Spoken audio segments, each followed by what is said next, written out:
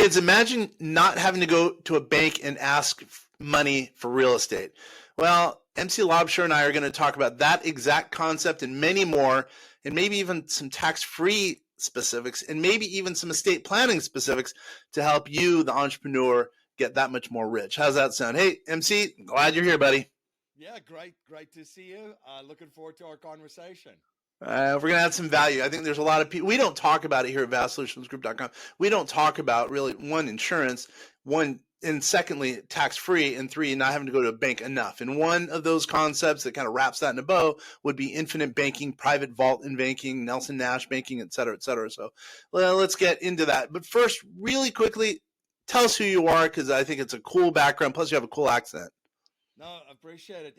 My name is MC Laubscher. I'm originally from South Africa. Came to the United States in 2001. I was playing sports up until 2007, 2008, but became an investor while I was playing sports. In around 2001, purchased my first real estate property. And then as I was learning the real estate game, I had a mentor that showed me the insurance game combined with the real estate game that would truly really throw some rocket fuel on what you're already doing. So I kind of learned an overall strategy as an investor during that time. And I started my firm, Producers Wealth, in 2015, helping business owners and investors implement and execute that exact same strategy. I also, have an experience in different other asset classes and investing in them. But overall, I focus on a lot of just creative, alternative wealth strategies and alternative asset classes, investing classes. Yeah, I like hearing that. So, by the way, what sport? When you threw out a sport that piqued my interest. What are you talking about? Rugby. I was a rugby player, so Like, which helped a lot in investing, right? So I boxed a little bit as a kid and played some rugby. And played rugby, like I said, up until 2007, 2009. And the first thing they teach you in boxing is not to get your teeth get knocked out, right? Don't get hit in the head. Protect your face. And the second thing is now go knock the other guy's teeth out and go knock his head, right? And rugby, same kind of thing. It's like you got to protect your try line first, play really, really good defense. And if we could do that, now let's get the ball and let's go score on the other end. So yeah. I kind of followed that same philosophy when it comes to business, investing, and finance. That is pretty funny. Did you play league or union, by the way? I played union, so that's a very good question. So you know the sport. So I played Yeah. rugby union. Yeah. I like to pretend I know everything, just a little bit about everything. So obviously you outlined some of the things that you're interested in as far as finance. We're the same way. We're kind of, I kind of consider us, kind of alternative, kind of in terms of finance, investments, et cetera, et cetera. We're not like, generally speaking, mutual funds, stocks, bonds. We like to think outside the box for lowering tax liability, helping clients with, increase their net worth. So that's the reason, partially why you're here. Because I think if we can add value to some entrepreneurs who might not normally hear about some of our concepts, and now they might like, oh, that concept sounds pretty good. And then if it adds some value to them, that's exactly why we're here. So I totally dig that you're here. Thank you. Yeah. So all right, go ahead. Go ahead. No, what I wanted to say, in the topic that we wanted to discuss, insurance, I would also say like that. A lot of people haven't heard of that necessarily, or the minute you bring it up, they go, I don't know about that. Because think about insurance. Who likes insurance in general? I'm just talking any type of insurance, and if let's pick car insurance, auto insurance. You pay premiums for such a long time on your car, which is a depreciating asset. And then eventually you get an fender bender or an accident. And now you've paid all these years into it. You call up the insurance company and carrier. First of all, it's a complete, it's an arm wrestle to get the money out of them. And then they do. And what happens? Your premiums go up.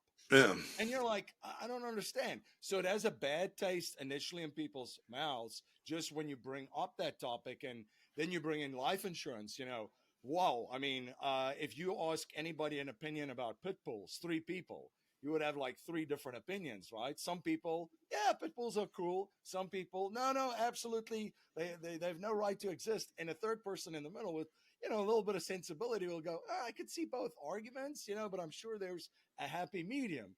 You bring on life insurance and you throw it to 100 people, you're going to have 100 very, very emotional and very strong opinions about life insurance. I don't know what it is, what it doesn't. So there's a lot of confusion, a lot of misinformation, a lot of misunderstandings about that asset class. Because, like I said, you have a better chance of getting people to agree about pit bulls these days than life insurance, right? Yeah, that's pretty funny. I mean, when I think of life insurance, I think, no offense, by the way, for the people out there, I think of, people having polyester pants all the way to their armpits, peddling things that might be not good for the client. But really, now my ideas change. We helped write a book called The Private Vault with Greg Coons. Sorry, oh my gosh. Um, called The Private Vault. And it was about, infinity investing.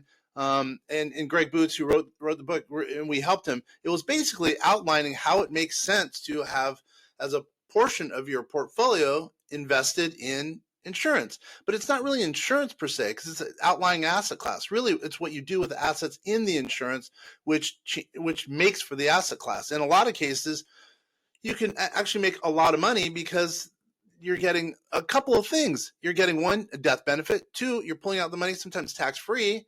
And by the way, even if you die, a lot of money goes to the heirs. It could be an asset protection strategy. It could be an estate planning strategy. There's a lot of benefits to it. And I sometimes forget that. And I used to really forget about it. But it's something I think a lot of people should look at, especially because of the concepts you're talking about, infinity investing, et cetera, et cetera.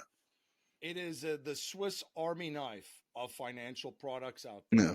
Yeah. And business owners are not aware of this because usually the advice that they would get is 99% of the time is from a financial professional or advisor. Just give me some of the capital that you're generating in your business, and I'll go diversify it outside of your business in stocks, bonds, mutual funds, and some ETFs. And that's about it. Now you're investing in other people's businesses instead of your own. So when it comes to optimizing your efficiency, generating capital in the capacity of a business owner, you're already generating the most efficient income you can if you compare it to a W-2 or a 1099, right? So as a business owner, you have that advantage. Then the second step basically in the process is, well, where do I put this capital now? And when you look at some of the most tax optimized or just efficient places to put capital after you've generated in your business, you find the asset class, because it is an asset class. This is how the ultra wealthy look at it, of life insurance. It is an asset that the bank recognizes it's an asset. Mm-hmm. So why does life insurance get all of these benefits? Well, it's the bedrock of society. Governments, again, give incentives for business owners to start and grow businesses, solving problems in the marketplace. They give incentives for people to position capital in life insurance companies, because if they weren't around, I mean, the safety net that they have to throw out will be, 100-fold. And then on the third step, they then provide incentives for people to invest either back in their businesses, keep growing it, employing more people, which generates more taxes for them in the long run, or other things like real estate. They need affordable housing. Entrepreneurs and business owners can buy real estate and do that. Energy, they can invest in energy and get the tax benefits because the government needs people to invest and put capital in energy. Where this strategy comes in, the Swiss Army knife of financial vehicles, as I call it, is a place where you put your money in. It's guaranteed, meaning it's never going to go down, regardless of what happens in the markets. It's guaranteed to grow, and then you get dividends if you set it up with mutual carriers, which they've been around since the mid-1800s, profitable every single year, pay them every single year consecutively. It's around 6% now. So you get dividends, and this growth and dividends is tax-free. You're not paying taxes on the growth inside of that policy. The other thing is you have guaranteed access to that cash too. Think about it as a business owner. How do you feel going to a bank every single time for that line of credit or extended line of credit? You're always in a terrible position, and they make you put up receivables, assets of the business, all this collateral. So at this point, you can access the cash at any time you want. And I just want to touch base on this too, which is so important. If you're a business owner, look, the economy right now it's great compared to where it could be 12 to 18 months from now. Lawsuits, by the way, skyrocket in bad economies. Just look around 2008, 2009. So this is it's private. It's a private contract. It's also gets asset protection, and every state's a little bit different, but in most states it gets asset protection. And then you have the element of the tax-free growth, tax-free access, and then of course when you eventually pass away, there's a tax-free death benefit to your beneficiaries. Now it could help with your family contingency plan. It could help with your business contingency plan. Yeah, I love it. I love it. It totally makes sense what you're saying. I mean, again, I'm a convert, and we're not talking about it enough. But I'm going to give you one example. I think you and I talked about it before. So I just talked to this client, by the way. He's an attorney in California, and I said, by the way, he was putting $200,000 away last time when you and I spoke. But he reminded me just today. He's like, I'm generally putting $500,000 away into a defined benefit plan, which we help administer. So he's putting $500,000 away into the DB plan. From that, whatever his tax savings are, in this case, instead of me being wrong, again, I thought it was about 80,000, but actually ended up being, he said about $200,000 a year. What he's basically doing is the tax savings that he's getting in his defined benefit plan, he's putting into a policy, and he hasn't yet, but what he's going to end up doing, the $200,000 is going to grow. Let's just say it's worth $1 million, just to be simple. What he's basically going to do is pull that out as an example, and then put it into a piece of real estate. That being, he's a commercial real estate investor, actually hotels. So what he's going to end up doing is leveraging it, let's say 2 to 1, 3 to 1, whatever the number is, and then he's going to get income on it. And then, well, that's what's going to happen. He's going to be able to go and invest in more properties. And he's pretty smart. So he's going to be investing in properties that are hopefully he's buying in low, going to sell later. Plus he's getting a lot of income out of it. So basically what he's doing is he's taking advantage of what the government's giving to him in the way of tax deferral, because he's putting money in his defined benefit plan. Anyway, bottom line, he's using that strategy of infinite banking, basically, that the government's giving him with the tax deferral, and he's leveraging it by investing in it in real estate. All because, and he hates banks. He hates banks. So this is kind of a way for him to get around banks. He doesn't like knocking on the door of every banker, the banker asking for all this information. Instead, he's basically asking himself for the money, and he's going to go and invest in real estate, in commercial, mainly commercial property. So that totally works out in his case. And that's really what we're talking about. You're basically, instead of going asking for a bank and getting a loan, you're basically going to yourself because you already have the policy. And if it's properly structured, you can make a heck of a lot of money because it's your own money, and putting it mainly, I would say, into real estate, et cetera, et cetera. I love that concept. Yeah, and here's the beauty of this strategy. So when you build up cash value into a policy, let's just say it's $1 million for the round numbers of cash value that's in there, and you have an opportunity that comes around now, and now you're trying to access the cash to go and buy and capitalize on that opportunity. Let's just say you need 500,000. When you access the 500,000, you do that through a policy loan or a line of credit. You do not touch that $1 million. So that $1 million that's in there, that's a good point. Enjoys uninterrupted tax-free compounding as if you've never touched it. Right. And you get to use the 500,000 now to buy the real estate or acquire a competitor, a company.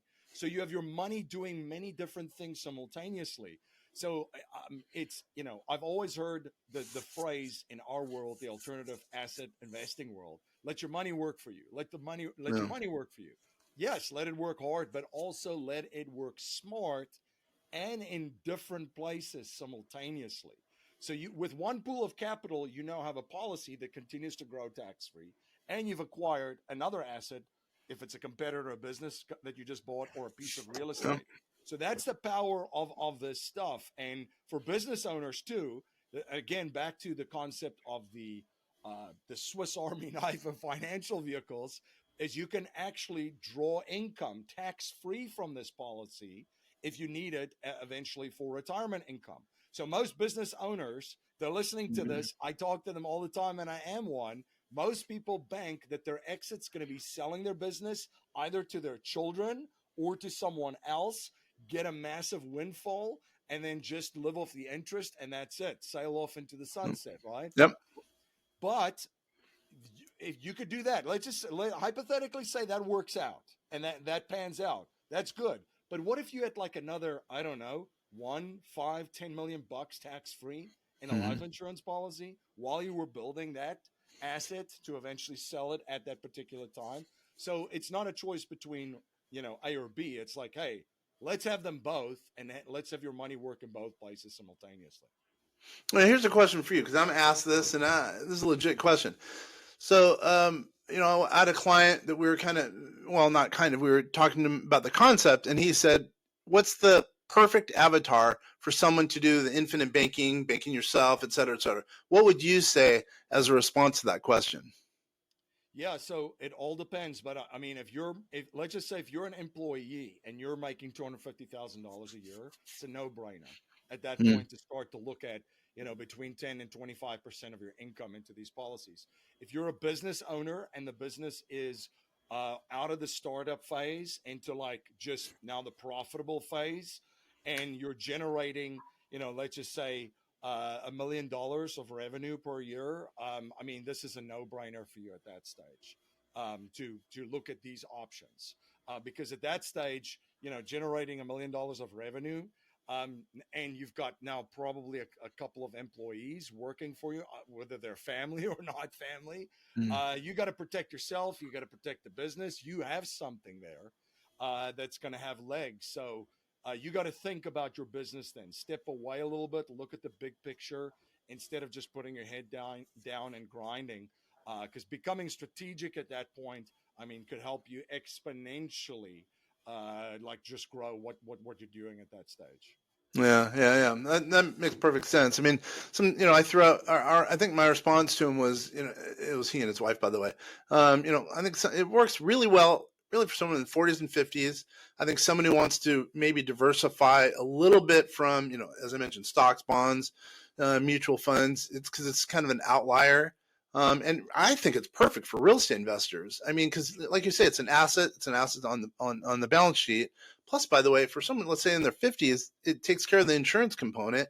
And I think that's nice to think about. Well, wait a minute. Also for estate planning, if someone's really rich, I mean, I think you're going to, you and I talked about, what's going to be happening here in the not so distant future as far as estate planning issues. But I think it's something to at least consider. And again, I don't think we're doing it enough, but I think it's at least something to consider when you're looking at overall portfolio, as it relates to increasing your assets or taking income in retirement. You definitely need a volatility buffer and a bucket of cash. It's a hard lesson I learned Mm. in 2007, 2008, 2009. So if you have a bucket full of cash and have cash as a portfolio allocation, which you should, I can't think of a better place to put it. So if you think about it, most Americans, and not just Americans, this is people all over the world, where they have their wealth is in their primary residence. Maybe there's a second property, and in the Mm-hmm. equity market. That's it. What if you added another bucket of this that provides certainty, predictability, security, and gives you clarity as a business owner? Even if you still have the other buckets, right? Even if you say, you know what, I hear MC, I hear what you're saying, and you make a compelling case, but I'm not ready to, get out of the equity market and so forth. And I'm like, no problem, but just make sure that not everything is in there, or not everything is just in real estate. How about you put something aside that you can Mm. access and dip into when there is big shakeups in the markets? Because to think that it doesn't happen, it's that would be ludicrous. Market Yeah. cycles are there. Markets go up, down, and sideways. They can only do three things, and they do them throughout a cycle and a process, usually of about 10 to 15 years. So, when those downside comes, you want to be prepared for it.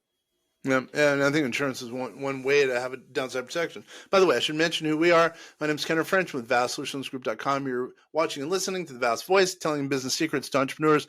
He's MC Laubscher. He is, well, no, why don't you go ahead and introduce how to get a hold of you, and then we can continue on. Yeah, producerswealth.com/vast voice, because I put something together just for your listeners. Just Thank you very much. Yeah, I appreciate you having me on. So it's producerswealth.com is the website, but producerswealth.com/vast voice. You'll have, yeah, a summary of some of the things that I shared on the show for folks that want to learn more. Thank you. Yeah, why don't you talk a little bit about your website? And I think you have some, if I remember correctly, you have some tools on the website that can add some value to the viewers and listeners out there. Yeah, absolutely. So what they'll find at producerswealth.com/vast voice is I just published a book that was the #1 seller on Amazon in That's my boy. Nice job, MC. so it's Get Wealthy for Sure. So Get Wealthy for Sure, the #1 financial strategy for business owners to multiply wealth predictably. So they could check that out. There's a link right there. What I'm doing right now is I'm giving away a paperback copy of the book. Just pay for shipping, so they can get that there. We also have presentations on it, ranging from infinite banking, also premium financing, which Oh, is a very, very interesting conversation. So I know you and I can touch base on that quickly, but yeah, all the other different strategies, because we have business owners that are generating cash, they're positioning cash, they're growing their businesses, investors generating cash, positioning it, and growing their investments. But what we also share with everybody that comes into our world is all of the other blind spots, right? Asset protection, and then of course tax strategy, big picture, especially when it comes to estate taxes. yeah, I'm so glad you brought up so many things. There's so many things behind the curtain there. Because premium finance, we touched on it before when you and I spoke, but premium finance, that's a big thing that we should be talking about much more. And it also it enhances infinite banking. So premium finance, basically, I'll just say in a nutshell, you're getting a loan to be able to pay for your premium. You know, you have to have sometimes a illiquid or a liquid entity to use as leverage, as an example, or hopefully have some stocks, bonds, cash to use as leverage. But man, you can multiply. I mean, for one, you get life insurance pretty darn cheap, right? Because it's basically you're getting a loan. Plus two, it's not a cash outlay, so you get to, who knows, keep your money in your pocket and invest in other real estate, as an example. And that's pretty good. I'm glad you brought that up. It's something that more of our people should look at. Usually, it's for people with high net worth, but it's called premium finance. But why don't you go ahead and chat about how you see premium finance as it relates to our market, because you and I have basically the same market. Yeah, so if you have a net worth right now of 15 to 20 million dollars, and there might be people that have 10, that they're going to get there pretty quickly. I mean, you start to really grow your wealth when you really hit 10. But if you're between 15 and 20, this is something that you should hear about right now. We are speaking to you. Yeah. So right now, at in 2024 and 2025, still the estate tax exemption that is available to someone and their spouse is about 25.84 million, is basically, that's your, for you and your spouse. So it's about 12.92 million per person, right? So let's just say it's 26 million. Okay, round it up nicely. That's where we're at right now. So if you had a net worth of $20 million, and you pass away right now in 2024, 2025, you're fine. After January 1st, 2026, that gets cut in half. So then all of a sudden it goes to 13 and it goes to 6.5 per person. Now, if something should happen, there's an estate tax. There's an estate tax event happening right there. So how does premium financing solve this whole thing? So you can establish irrevocable trusts. You can put a life insurance policy inside of a trust, and this irrevocable trust, by the way, is out of your estate. You don't you don't own or control it. Mm-hmm. And the life insurance policy is purchased by borrowing the money from an institution or a family office.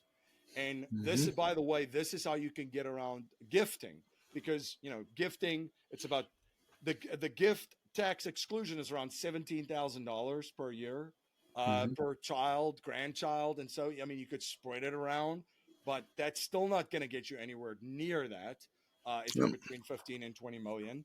And lifetime exemption is still again around 12.92 million. So yeah, Yep.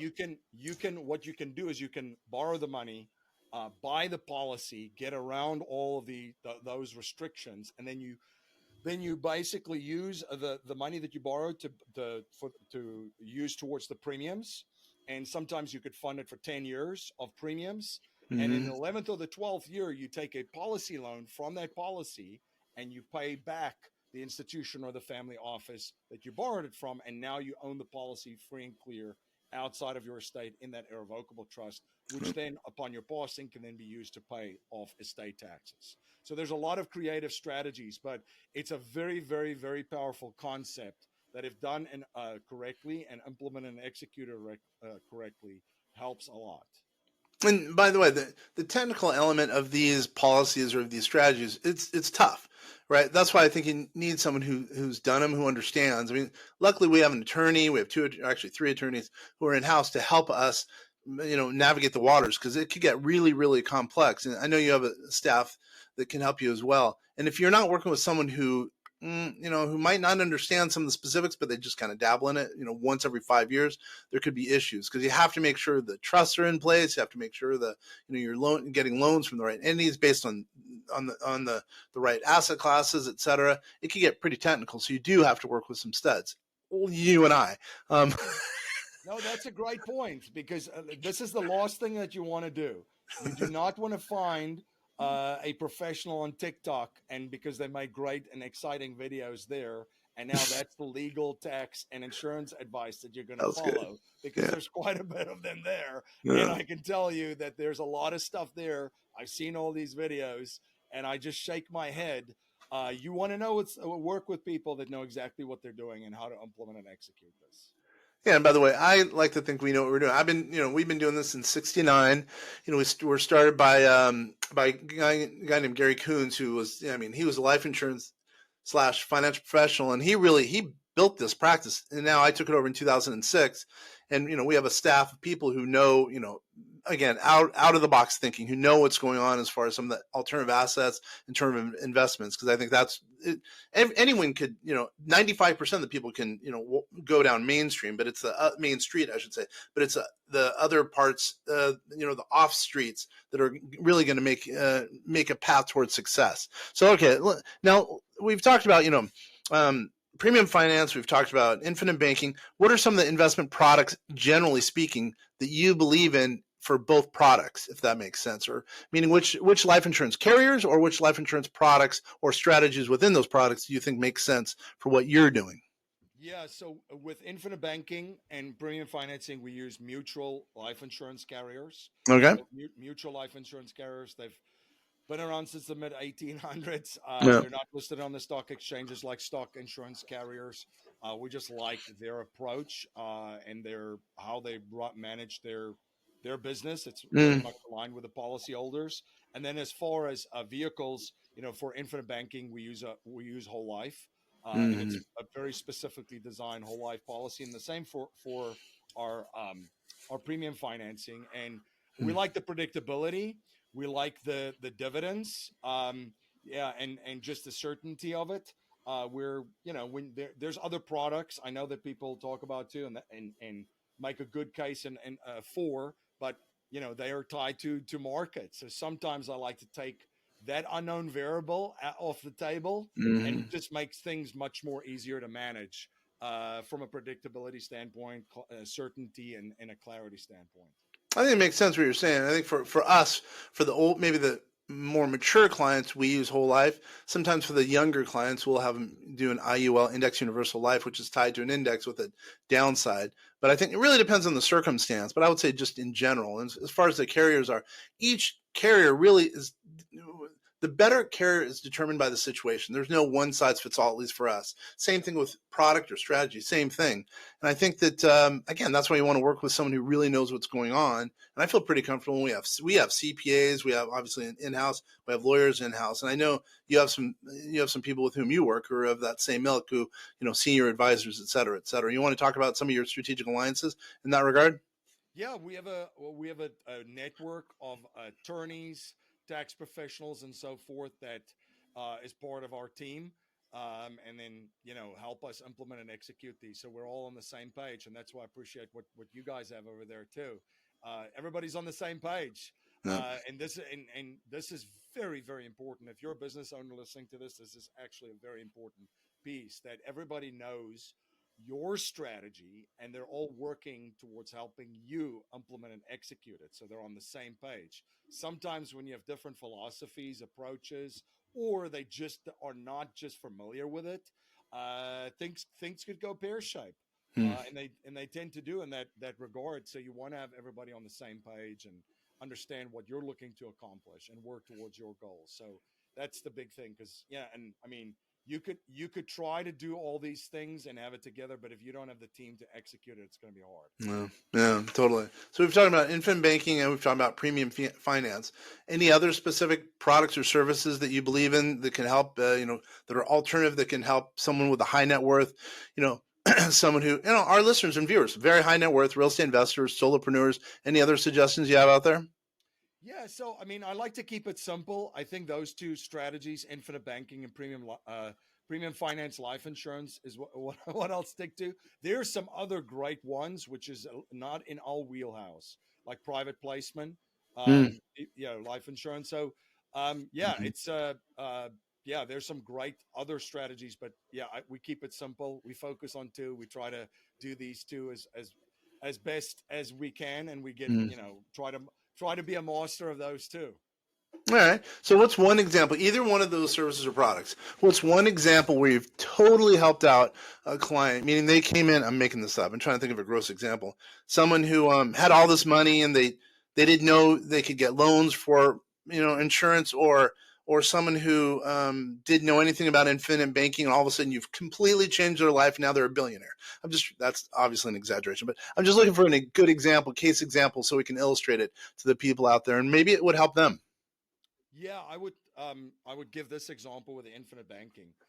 So let's just say somebody was grossing just over $1 million a year in their business. They started working with us. They put about $250,000 a year just in their infinite banking system. In Okay. the first couple of years, it just starts to build up. You already have a credit line established 30 days after setting up the policy correctly. So you're probably going to access about between 70 to 80% of that premium after 30 days that you just put in. So and right away, they now had a credit line established, and they still had one with a bank, right? But they didn't really. They could rely less and less on that.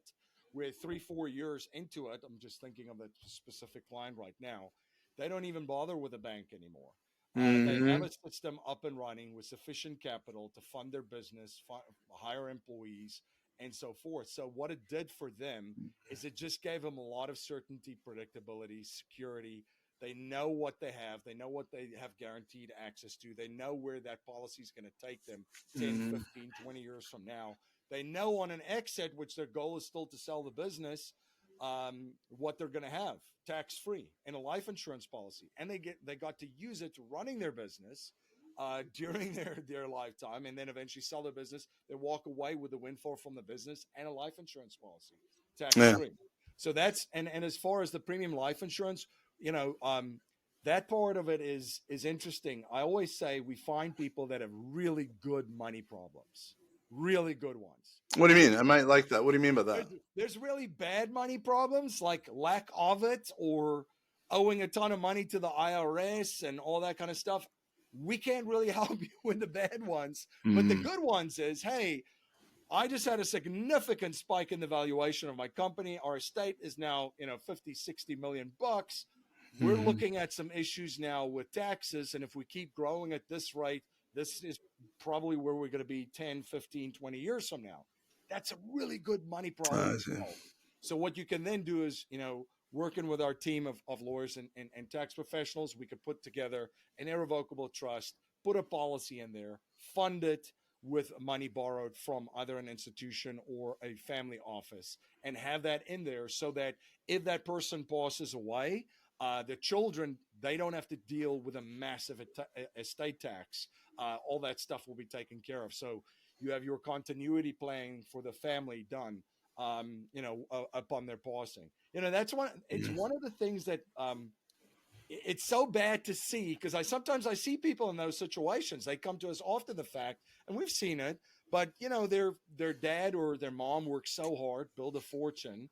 There wasn't planning in place because they didn't know existed, and then all of a Mm. sudden they paused, and now everybody's like, "Well, how do we pay 10, 15, Yeah. 20? In some cases, the highest I've seen 45 million bucks in taxes, estate taxes. So you don't want to put yourself in those situations.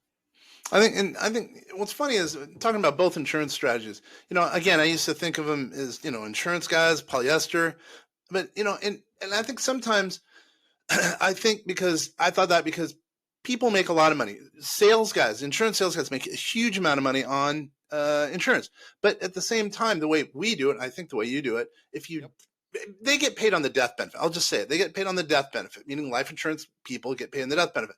But the Yeah. way I think you and I both do it, if you there's ways to dial down with either the company or the policy, dial down the death benefit. So a lot of the cash that goes into the policy is cash value that can be used for, as an example, real estate in our world, right? So Yep.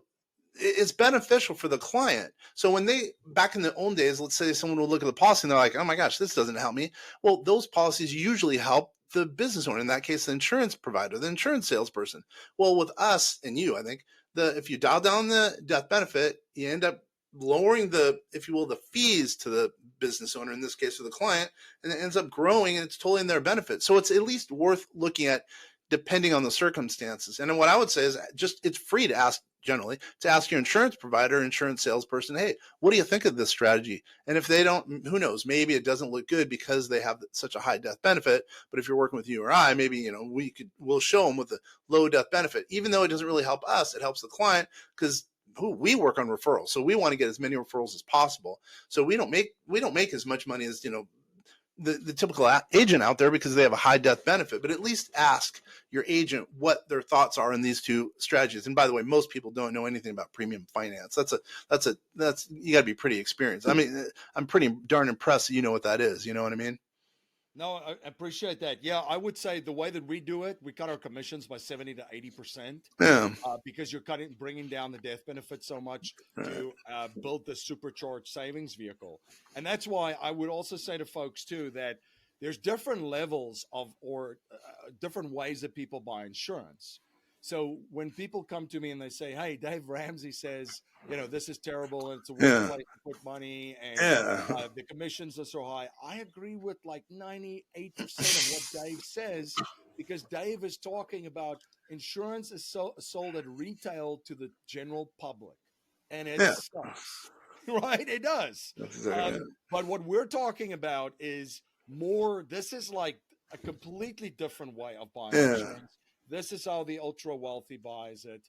You know, we're talking about higher net worth folks. They don't buy Yeah. retail. You know, it's the same as in real estate, where you have folks that they'll buy, they'll buy at retails. Other folks buy from at wholesale prices, basically.